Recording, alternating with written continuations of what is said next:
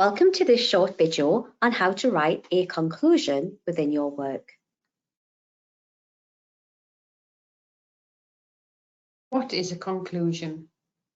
A conclusion is the last part of something. It's the end or result. When you write a paper, you always end by summing up your arguments and drawing a conclusion about what you've been writing about. The main types of conclusion are scheme, the plan or arrangement putting an idea into effect, the blame, feel or declare someone or something is responsible for fault or wrong, constitution, the composition of something, a body of fundamental principles, and the ending, the final part of something. Here are examples of typical words used for conclusion. Given the circumstances, now that one knows, overall, the logical conclusion appears to be, to summarize, ultimately, upon consideration of the facts discussed, after the exploration of multiple professional viewpoints, in summary, nevertheless, when faced with a dilemma of, bearing in mind, it seems clear that, given the evidence presented, in general, with all aspects considered, in view of this information, these are helpful to refer to when forming your sentence. Next, we look at the definition of a conclusion.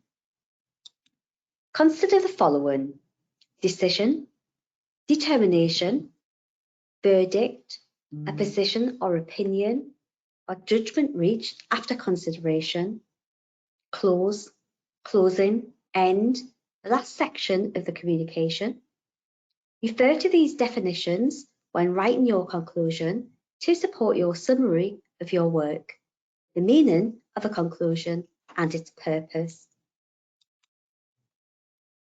Here is an example of sections of a conclusion. A conclusion generally has 3 sections. Purpose first, repeat the purpose of your essay, report, literature review. It won't use the exact same words as the introduction, but it will repeat the point, the overall purpose of the question. 2, general conclusions.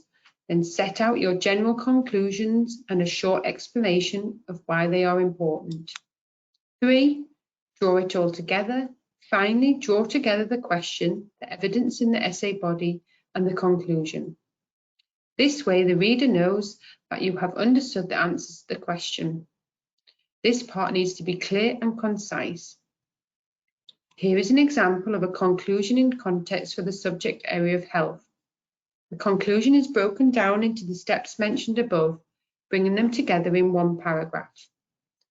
The purpose, in summary, this report sets out clear proposals of how best to support Joe and his care in day-to-day living. General conclusions, Joe's independence is very important to him. However, this does cause a dilemma as Joe's emotional and physical needs are not being met. As Joe is a very proud man, it is important that what is proposed in his report is discussed with Joe and allows him to be part of the decision making. Involving Joe will continue to encourage his independence, which is an important value for him, and allow for person-centered care. As discussed, research has shown hypertension can be linked to diagnosis of mild cognitive impairment or dementia. Best 2021.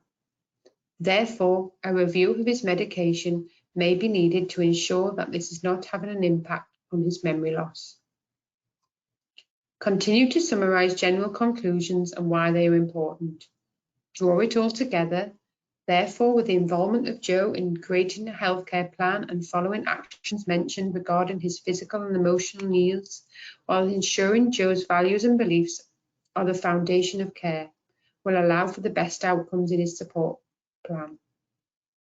Lastly, a few other tips. Leave the reader thinking about your topic. Leave an impression on them. No new information in a conclusion. Be sure to recap your ideas. It should follow logically from the body of the essay. This is the opposite of your introduction. It tells the reader what you have assessed, justified, discussed, based on what you proposed in your introduction.